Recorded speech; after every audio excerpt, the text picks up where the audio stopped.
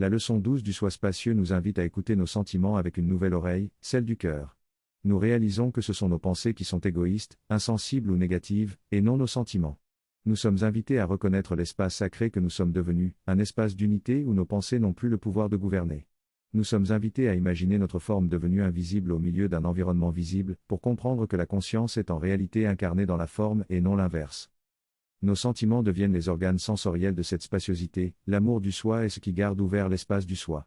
La fusion de la forme avec la conscience du Christ est la fusion du soi avec l'amour inconditionnel du seul soi. L'espace du seul soi comprend tout, il n'est ni divisé, ni séparé, ni occupé par la forme.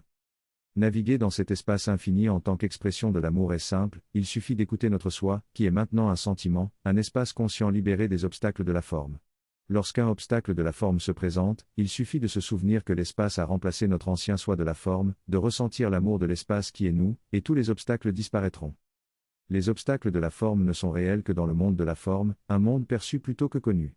La conscience du Christ remplace la perception par la connaissance, la forme par l'espace. Les obstacles n'ont pas à être évités, car l'espace les englobe et les rend invisibles. Le soi spacieux ne connaît pas l'obstacle, il ne connaît que l'amour pour le seul soi. L'obstacle est enveloppé dans l'espace et ne fait plus qu'un avec lui.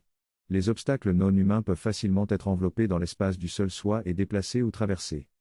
En somme, la jonction en relation consiste à entrer en harmonie avec l'espace du soi spacieux et à voir au-delà des frontières perçues, pour reconnaître notre unité avec tout ce qui est.